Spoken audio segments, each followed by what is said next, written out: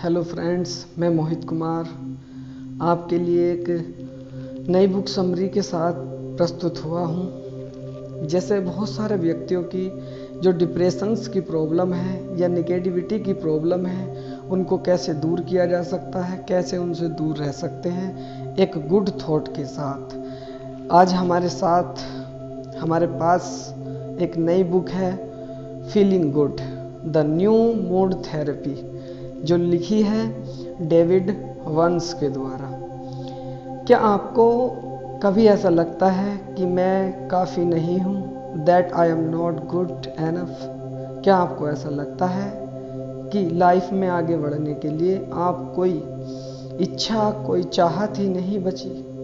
क्या आपके मन में भी ऐसे थॉट्स या सिलसिला लगा रहता है जो मन को निराशा से भर देता है?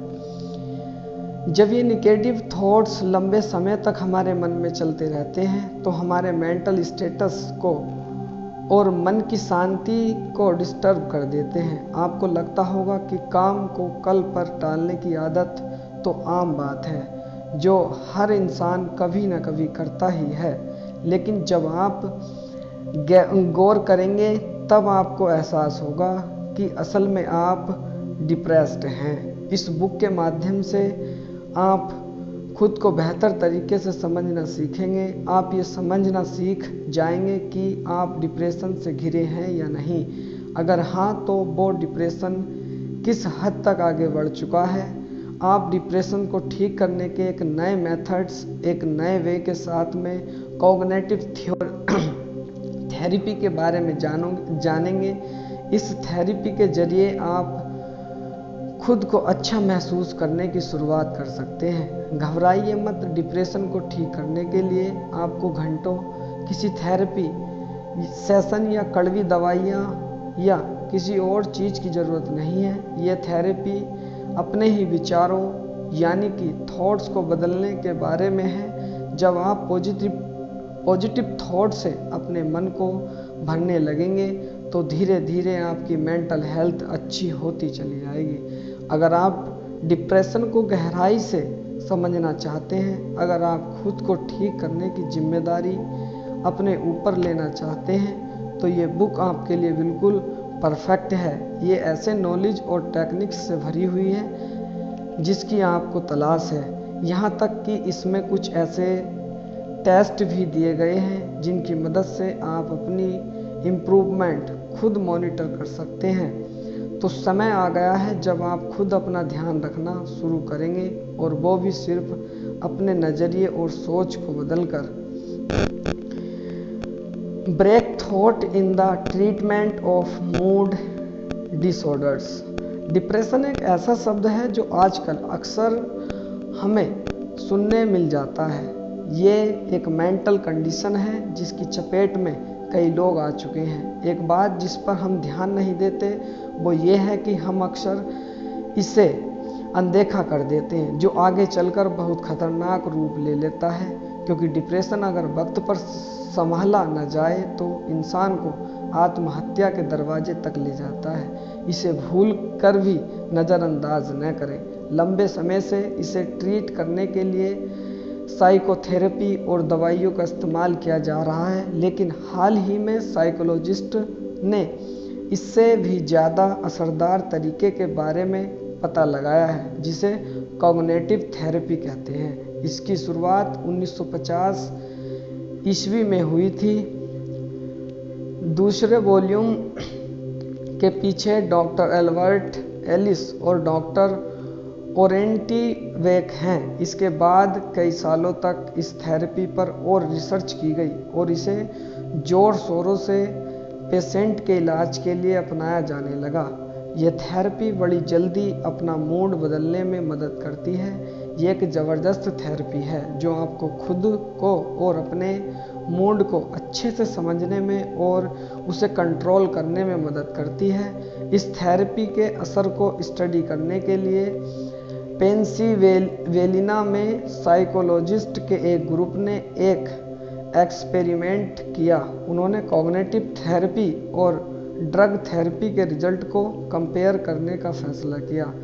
इसके लिए उन्होंने 40 से ज़्यादा पेशेंट को चुना। ये पेशेंट सीवियर डिप्रेशन से जूझ रहे थे। वो इतने निराश और उदास थे कि उन्हें लगता था जैसे उनकी ज़िंदगी ख़त्म हो चुकी है और उनके लिए अब कुछ नहीं बचा। उनमें से कुछ ने तो कई बार आत्महत्या करने के बारे में भी सोचा था। इन सबको 2 ग्रुप में डिवाइड किया गया। पहले ग्रुप को कॉग्निटिव थेरेपी दी गई और दूसरे को ड्रग थेरेपी। 12 हफ्तों तक उन्हें ऑब्जर्व किया गया। उन्हें कई अलग अलग डॉक्टर्स ने चेक किया ताकि वो सही नतीजे पर पहुंच सकें। इस एक्सपेरिमेंट के रिजल्ट ने सबको हैरान और चकित कर दिया।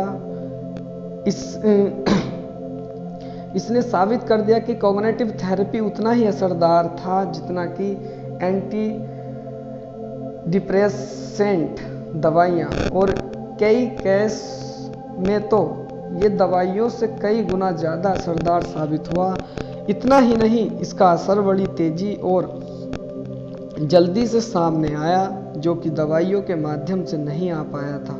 लंबे समय से डिप्रेशन का कोई मरीज अगर ड्रग थेरेपी ट्राई करता है तो उसे कई दूसरे साइड इफ़ेक्ट्स का सामना भी करना पड़ता है, लेकिन कॉग्निटिव थेरेपी से आप इम्प्रूवमेंट बिल्कुल सामने देख सकते हैं, क्योंकि ये सिर्फ पेशेंट के माइंड पर फोकस करता है और इसका कोई भी साइड इफ़ेक्ट नहीं है। ये आपके बॉडी का नहीं बल्कि आपके थॉट्स का इलाज करता है। इसलिए इतना इम्पैक्ट है कि मन के साथ साथ इसका बॉडी पर भी असर होता है। हाँ, इसके नए जो पार्ट्स हैं उसके लिए हम आगे चलते हैं। How to diagnose your moods, the first step in the cure. ये आपका फर्स्ट पार्ट है या फर्स्ट स्टेप है। अगर आप इस सोच में इस स्टेप में क्या है आप देखेंगे। अगर आप इस सोच में डूबे हैं कि आप डिप्रेशन का शिकार हैं या नहीं, तो इसके लिए एक सिंपल टेस्ट है जिससे आप खुद कर सकते हैं। इस टेस्ट का नाम है BDC।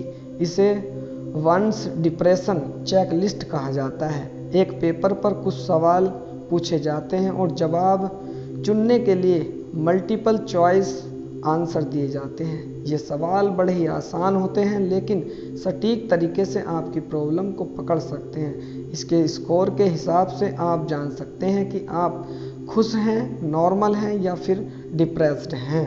ये आपको ये भी बताती है कि आप डिप्रेशन के किस स्टेज पर हैं, यानी माइल्ड डिप्रेशन या मॉडरेट डिप्रेशन, यानी ना ज़्यादा ना कम, या फिर एक्सट्रीम डिप्रेशन। ये टेस्ट आपकी इम्प्रूवमेंट को भी मॉनिटर करने में मदद करता है। आप सोच रहे होंगे कि खुद एक इंसान का अपना डिप्रेशन ठीक करने की कोशिश करना खतरनाक और जानलेवा हो सकता है ना? लेकिन ऐसा बिल्कुल नहीं है, क्योंकि किसी भी मेंटल कंडीशन में इस बात को स्वीकार करना कि आपको मदद की ज़रूरत है और आप इस बीमारी को ठीक करना चाहते हैं, ट्रीटमेंट की ओर पहला कदम उठाना होता है। आइए अब इसके स्कोर को समझते हैं। अगर BDC में आपका स्कोर 0 से 5 के बीच आता है तो इसका मतलब है कि आप एक खुशहाल इंसान हैं और आपको किसी ट्रीटमेंट की ज़रूरत नहीं। 6 से 10 का स्कोर भी नॉर्मल मेंटल स्टेटस दिखाता है, जिसका मतलब है कि हो सकता है कि आप थोड़ा उदास हैं या लो फील करते हैं, लेकिन डिप्रेस्ड नहीं हैं। 11 से 25 के बीच का स्कोर मतलब डिप्रेशन की शुरुआत हो चुकी है। इस स्टेज पर ये बहुत माइल्ड होता है, लेकिन अगर ये लंबे समय तक बना रहा तो खतरनाक रूप ले सकता है।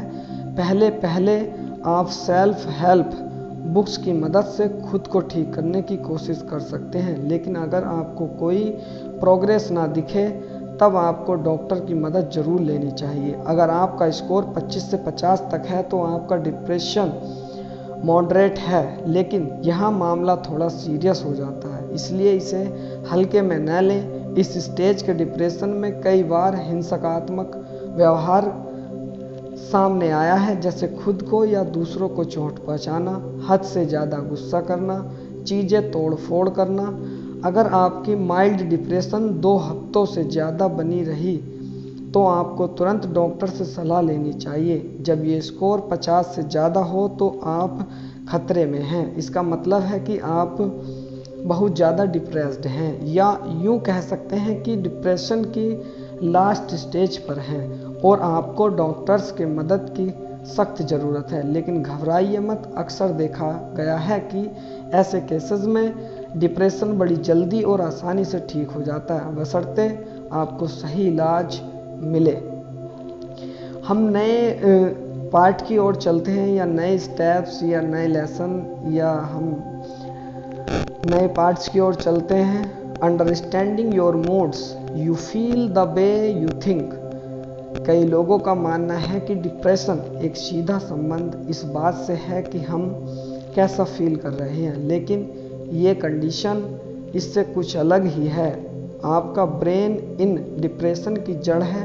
आप जैसा सोचते हैं उसका सीधा असर पड़ता है कि आप कैसा महसूस करते हैं। जब आप लगातार निगेटिव बातें सोचते रहते हैं तो अचानक डिप्रेशन के अटैक आने लगते हैं। आपको ऐसा लगता होगा कि ये सब तो लाइफ का एक हिस्सा है, आज मेरा मूड ही खराब है। लेकिन जब आप थोड़ा रुककर खुद को समझने की कोशिश करेंगे तब आपको पता चलेगा कि हर फसाद की जड़ हमारे थॉट्स ही होते हैं। तो अब हम जान गए हैं कि डिप्रेशन का कारण निगेटिव थिंकिंग है। इस बुक में 10 कॉग्निटिव डिसऑर्डर या थिंकिंग डिसऑर्डर बताए गए हैं। आपको ध्यान से समझना है कि इसमें कौन सा आपकी डिप्रेशन का कारण है, क्योंकि जब आप प्रॉब्लम का कारण जान जाते हैं तो आपका निवारण भी आसानी से मिल जाता है। पहला है बहुत ज़्यादा या बिल्कुल नहीं सोचना। ये तब होता है जब कोई अपनी पर्सनैलिटी या अचीवमेंट को एक्सट्रीम तरीक़ों से जज करने लगता है। जैसे जो लोग परफेक्शनिस्ट होते हैं, अगर उन्हें किसी टेस्ट में ए की जगह 20 स्कोर मिल जाए तो वो मान लेते हैं कि वो फेल हो गए हैं। दूसरा है मेंटल फिल्टर। कभी कभी जब एक इंसान डिप्रेस्ड होता है तो वो किसी एक निगेटिव चीज़ को पकड़कर बैठ जाता है। वो बाकी के पॉजिटिव चीज़ों को नहीं देखता। ये तो बिल्कुल वैसा हुआ जैसे अपने एक ऐसा यूनिक चश्मा पहन रखा था जो आपको ज़िंदगी के हर पहलू का सिर्फ निगेटिव हिस्सा ही दिखाता है। कुछ लोग तो हद ही कर देते हैं, वो एक पॉजिटिव थॉट को भी निगेटिव बना देते हैं। तो ये है तीसरा डिसऑर्डर, डिसक्वालीफाइंग द पॉजिटिव। आइए इसे एक एग्जाम्पल से समझते हैं। इस बुक के ऑथर डॉक्टर डेविड की एक पेशेंट थी जो काफ़ी डिप्रेस्ड थी। उसकी हालत इतनी बिगड़ चुकी थी कि उसे पॉजिटिव थॉट से बहुत ही दूर जा चुकी थी। हॉस्पिटल में एडमिट करना पड़ा। एना को लगने लगा था कि वो दुनिया की सबसे बुरी इंसान थी। उसे लगता था कि सब उससे नफरत करते हैं और वो ज़िंदगी में हमेशा के लिए अकेली रह जाएगी। उसे विश्वास हो गया था कि कोई उसकी परवाह नहीं करता और किसी को उससे प्यार नहीं है। डॉक्टर डेविड ने उसे समझाने की कोशिश की कि हॉस्पिटल के दूसरे पेशेंट और स्टाफ उसे बहुत पसंद करते थे, लेकिन एना ने उनकी एक नहीं सुनी। वो कहती कि वो सब उसे इसलिए पसंद करते हैं क्योंकि वो नहीं जानती कि बाहर की असली दुनिया में वो कैसी है। बाहर की दुनिया में वो एक बहुत बुरी इंसान है और अगर वो इस बारे में जान गई तो वो भी उससे नफरत करने लगेगी। डॉक्टर डेविड ने उसे बार बार समझाया कि हॉस्पिटल के बाहर भी ऐसे कई लोग हैं जो उसे पसंद करते हैं। उसका परिवार है, दोस्त हैं जो उसकी बहुत परवाह करते हैं और वो सब उसके घर लौटने का इंतज़ार कर रहे हैं। लेकिन एना थी कि सुनने को तैयार नहीं थी। उसके मन में ये बात बैठ गई थी कि वो किसी काम की नहीं है और किसी को उसकी ज़रूरत नहीं है। उसके डिप्रेशन ने उसकी आंखों पर पर्दा डाल दिया था, जिसके कारण वो सच को देखना ही नहीं चाहती थी। नेक्स्ट स्टेप पे हम आते हैं। Start by building self esteem start by building self esteem. क्या आप जानते हैं कि रिसर्च से ये बात सामने आई है कि 80% डिप्रेस्ड लोगों में लो सेल्फ स्टीम या आत्मसम्मान होता है। ज़्यादातर ऐसे पेशेंट्स खुद को बेकार समझने लगते हैं। हो सकता है कि असल में वो बहुत प्यारे और अच्छे हों, लेकिन वो बस मान लेते हैं कि वो सबसे बुरे और सब उन्हें नापसंद करते हैं। ऐसा वो सिर्फ खुद नहीं सोचते बल्कि दूसरों को भी यकीन दिलाते रहते हैं कि वो बिल्कुल बेकार हैं। अब परिवार के कुछ लोग और कुछ दोस्त सच में इन्हें बेकार समझने लगते हैं, इसलिए नहीं क्योंकि ये सच में लूज़र हैं, बल्कि इसलिए क्योंकि उन्होंने खुद सबको अपने बेकार होने का विश्वास दिलाया है। एग्जाम्पल के लिए जेनिफर एक राइटर है जिसने अभी अभी अपनी बुक कंप्लीट की है। जब उसकी बुक पब्लिश होने वाली थी तो उसे पैनिक अटैक आने लगे। उसे डॉक्टर डेविड की मदद लेने का फैसला किया। उसने डॉक्टर को बताया कि वो पहले भी कई थेरेपिस्ट के पास जा चुकी है, लेकिन कोई उसकी मदद नहीं कर पाया। लेकिन हाँ, पास्ट के इस सेशन के दौरान उसे एक बात समझ में आई कि उसके अटैक का कारण था उसकी परफेक्ट बनने की इच्छा। उसे ये भी समझ में आया कि ये क्वालिटी उसे उसकी माँ से मिली थी। जेनिफर की माँ एक परफेक्शनिस्ट थी और उन्होंने जेनिफर की परवरिश भी इसी सोच के साथ की थी। उसने डॉक्टर को बताया कि उसने अपनी पूरी ज़िंदगी अपनी माँ को खुश करने में लगा दिया था, लेकिन वो फिर कभी इसमें सफल नहीं हो पाई। सच तो यह है कि जेनिफर कभी समझ नहीं पाई कि परफेक्शन जैसी कोई चीज़ नहीं होती। न ये ज़िंदगी परफेक्ट है और ना ही कोई इंसान। जेनिफर अपनी प्रॉब्लम जानती थी और वो इसका कारण भी जानती थी, लेकिन इसका सही इलाज नहीं जानती थी। किसी भी थेरेपिस्ट के पास उसके सवालों का जवाब नहीं था। वो अपने डिप्रेशन को ठीक करने के लिए प्रैक्टिकल एडवाइस चाहती थी। डॉक्टर डेविड ने आखिर उसे एक प्रैक्टिकल प्लान दिया। उसने कहा कि अपने सेल्फ स्टीम को बढ़ाने के लिए उसे अपनी सोच और जैसा वो महसूस करती है वो बदलना होगा। इसके लिए पहला टिप है कि वो अपने बारे में जितनी भी निगेटिव बातें करती है उसे एक पेपर पर लिखना शुरू करे और उन्हें पॉजिटिव एनर्जी में बदले। इस टेक्निक के जरिए उसे अपनी कमियों और कमजोरियों को ठीक से समझने में मदद मिलेगी। समय के साथ वो हकीकत और डिसऑर्डर की वजह से पैदा होने वाले भ्रम के फ़र्क को समझने लगी। एक और मेथड था जिसका नाम था काउंटर। इसमें जेनिफर को जब भी कोई निगेटिव ख्याल आए तो उस डिवाइस का बटन दबाना था। डॉक्टर डेविड ने उसे समझाया कि पहले कुछ हफ्तों के दौरान निगेटिव विचारों की गिनती बहुत ज़्यादा होगी, उसके बाद वो स्टेबल होने लगेगी और बाद में जाकर उसकी गिनती में कमी आएगी। तो आप क्या समझे, ये सब हमारे सोचने के तरीके पर डिपेंड करता है। एक बार जब हम अपने थॉट्स बदलने लगते हैं तो हमारी फीलिंग्स भी खुद ब खुद बदलने लगती है। जब हमारी फीलिंग्स बदलने लगेगी तब हमारे एक्शन भी बदलने लगते हैं। और अगर सिंपल शब्दों में कहा जाए तो डिप्रेशन का यही इलाज है, अपने थॉट्स को बदलना। हम नेक्स्ट जो स्टेप में चलते हैं, do nothingism, how to beat it. अभी हमने ये जाना कि हमारे थॉट्स का हमारे मन और डिप्रेशन पर क्या असर होता है। अगर हम अपने थॉट्स को ठीक कर लें तो सब धीरे धीरे ठीक होने लगता है। लेकिन कभी कभार हमारे थॉट्स नहीं बल्कि हमारी विल पावर एक बड़ी प्रॉब्लम होती है। कुछ लोग जो डिप्रेस होते हैं उनका अपने बेड से उठने का भी मन नहीं करता।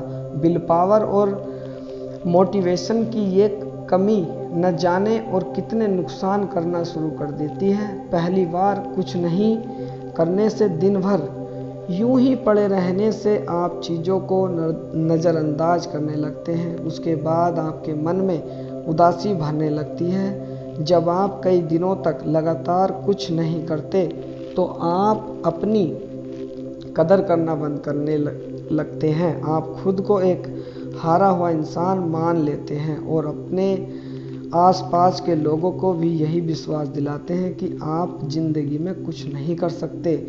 नैन्सी एक ऐसी पेशेंट थी जिसने कुछ न करने की इच्छा होती थी। वो एक बुटीक चलाती थी और पूरे हफ्ते काम में बहुत बिजी रहती थी।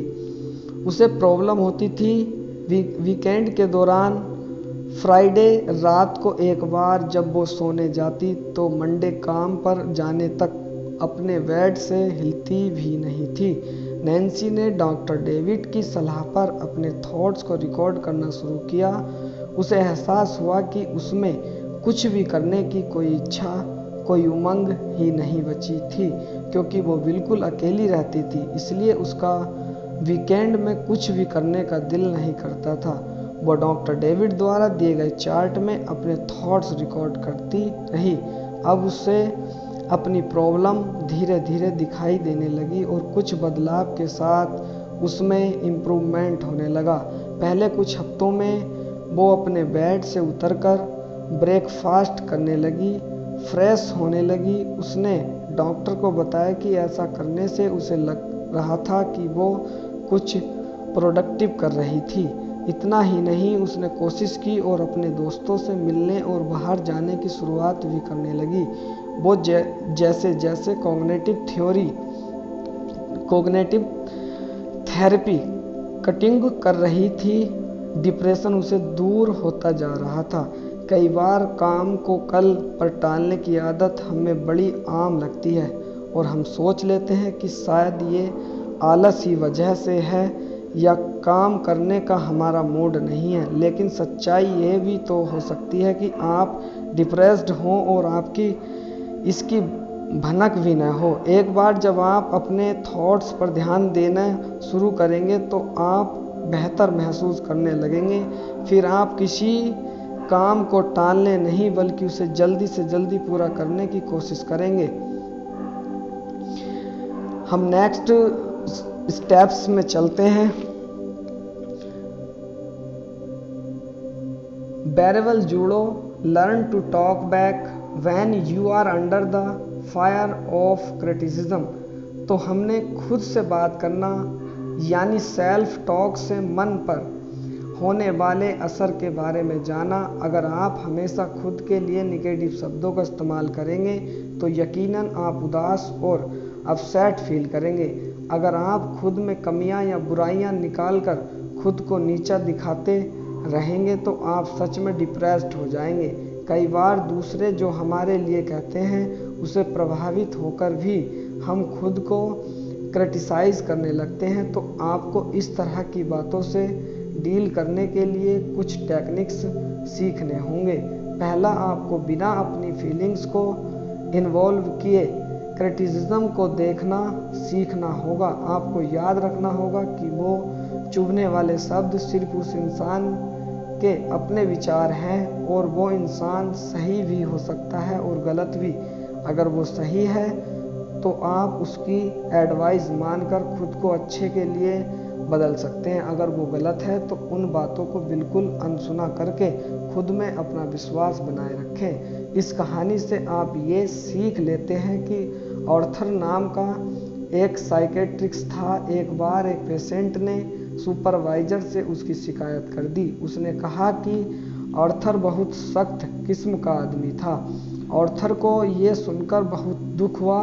वो खुद को क्रिटिसाइज करने लगा और डिप्रेशन की ओर बढ़ने लगा। उसे लगने लगा जैसे उसका करियर ही खत्म होने वाला है और अब कोई उस पर भरोसा नहीं करेगा। अब अगर आप इस बात पर जरा सोचें तो आपको बड़ी आसानी से समझ में आ जाएगा कि आर्थर की डिप्रेशन का कारण वो पेशेंट नहीं था बल्कि खुद आर्थर के विचार थे। जैसे ही किसी ने उसे क्रिटिसाइज किया तो वो डर गया। वो खुद को दोष देने लगा और सोचने लगा कि अब उसकी जॉब चली जाएगी। लेकिन आर्थर ने एक बार भी नहीं सोचा कि वो पेशेंट गलत भी हो सकता था। उसे आर्थर सख्त लगा, लेकिन शायद दूसरों को ऐसा नहीं लगता हो। इस एक नेगेटिव कमेंट्स को वो इग्नोर भी कर सकता था और मान लीजिए कि अगर वो पेशेंट सही भी था तो अर्थर उसे ध्यान में रखकर खुद को इम्प्रूव भी कर सकता था। न तो सब कुछ हमारे नज़रिए पर डिपेंड करता है। अगर आपका नज़रिया सही होगा तो कोई आपको दुखी नहीं कर सकता। नेक्स्ट स्टेप के पास हम चलते हैं, फीलिंग एंग्री या व्हाट्स योर IQ। चलिए अब IQ की बात करते हैं। अब ये IQ क्या भला है? IQ का मतलब इंटेलिजेंसी क्वेटिंट्स, जिससे ये पता लगाया जाता है कि एक इंसान में कितनी बुद्धि है। लेकिन डॉक्टर डेविड जिस IQ की बात कर रहे हैं वो इंटेरिटेशंस क्वेटिंट। क्या आपको छोटी छोटी बातों पर चिढ़ होती है? क्या आप आसानी से इरिटेट हो जाते हैं? या आप में किसी भी डिस्टर्बिंग सिचुएशन को हैंडल करने की अच्छी खासी टॉलरेंस पावर है?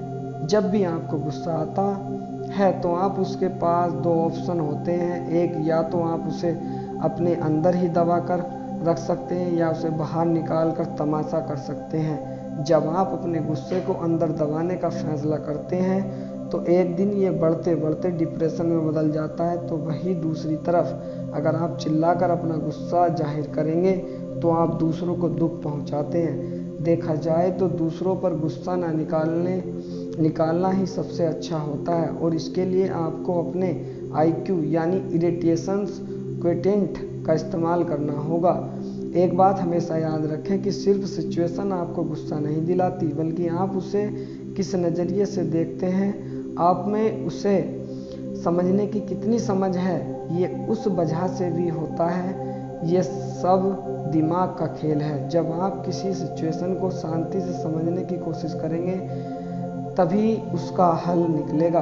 अब पीटर को ही ले लीजिए। वो एक पिता है जो काम से थक हार कर घर पहुंचा है। उसका दिन बहुत स्ट्रेसफुल था और अब वो सिर्फ रेस्ट करना चाहता था। इसलिए अपने बच्चों को सुलाकर वो टीवी देखने बैठ जाता है। अब जब पीटर थोड़ा रिलैक्स कर रहा था, एंजॉय कर रहा था, तब अचानक उसका बच्चा नींद से जाग गया। फिर वो धीरे धीरे गिरते लड़खड़ाते पीटर तक पहुंचा। अब पीटर एक सिचुएशन में कैसे रिएक्ट करता है ये सिर्फ उस पर डिपेंड करता है। या तो वो उस छोटे बच्चे पर गुस्सा कर सकता है या वो ये सोचकर डिप्रेस हो सकता है कि उसकी ज़िंदगी इतनी बेकार है कि उसके पास रिलैक्स करने तक की फुर्सत नहीं। या फिर वो ये सोचकर शांत और खुश हो सकता है कि उस नन्हे से बच्चे ने उस तक पहुंचने के लिए अपना पहला कदम उठाया। वो एक प्यारी सी मुस्कान के साथ अपने बच्चे को गोद में उठा सकता है। इसमें से वो क्या चुनता है ये सिर्फ और सिर्फ पीटर की चॉइस है। अगर आप इसके बारे में ज़रा सोचें तो आपको एहसास होगा कि ज़्यादातर पेशेंट्स इन अनमोल पलों को यूं ही गवा देते हैं क्योंकि वो खुद पर गुस्सा को हावी होने देते हैं। हमें थोड़ा शांत होकर समझदारी से चीज़ों को देखना सीखना और दुनिया को देखने का अपना नज़रिया बदलना होगा। हम नेक्स्ट स्टेप के पास चलते हैं, ways of defeating guilt. Depression का एक और कारण जो है गिल्ट। कुछ लोग हर वक्त ही गिल्टी फील करते रहते हैं। वो अपने आसपास होने वाली हर चीज़ के लिए खुद को दोषी ठहराते हैं। जब उनसे कुछ गलत हो जाता तो वो ये मान लेते कि वो बुरे लोग हैं। इस गिल्ट की भावना का एक पेशेंट के मेंटल स्टेटस पर अलग अलग प्रभाव होता है। इसका असर इस बात पर डिपेंड करता है कि वो गिल्ट की भावना कितनी देर से है और कितना गहरा है। जेनिस की कहानी इसका परफेक्ट एग्जाम्पल है। जेनिस एक टीचर थी जिसे सीवियर डिप्रेशन था। ऐसी दो यादें थी जिसने उसके मेंटल स्टेटस को डिस्टर्ब कर दिया था। उसे बार बार याद आता कैसे 15 साल की उम्र में उसने 2 बार दुकान से सामान उठा लिया था जिसके पैसे उसने नहीं चुकाए थे। वो खुद को चोर मानने लगी थी। हालांकि जेनिस दिल से एक ईमानदार इंसान बनने की पूरी कोशिश कर रही थी, लेकिन इन 2 घटनाओं की बुरी यादें उसे एक हेल्थी और खुशहाल जीवन से रोके हुए थी। जेनिस हर वक्त यही सोचती कि वो एक चोर और एक बुरी लड़की है। उसका गिल्ट इतना गहरा था कि लंबे समय तक वो उसके चेहन से निकल नहीं पाया था।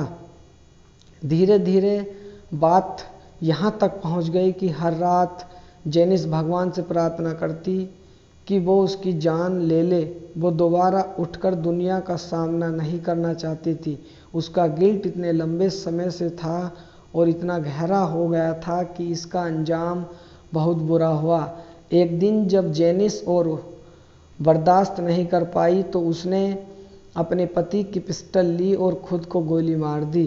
खुशकिस्मती से पिस्टल ठीक से लोड नहीं हुई थी, इसलिए उसका निशाना चूक गया। लेकिन उसके बाद तो जेनिस और भी मायूस हो गई। उसे लगा कि वो इतनी बेकार है कि वो ठीक से अपनी जान भी नहीं ले पाई। तो देखा आपने कि गिल्ट एक बहुत खतरनाक भावना है जो डिप्रेशन को इस हद तक ट्रिगर कर सकता है कि इंसान अपनी जान लेने से भी नहीं कतराता। अगर जेनिस की तरह आपके मन में भी गिल्ट से भरे थॉट आते हैं तो आप इसे गंभीर डिप्रेशन में बदलने से रोक सकते हैं। इसके बारे में और डिटेल में जानने के लिए डॉक्टर डेविड की डिप्रेशन चेकलिस्ट आपके बहुत काम आएगी। हमें समझना होगा कि कोई अपने बीते हुए कल को नहीं बदल सकता।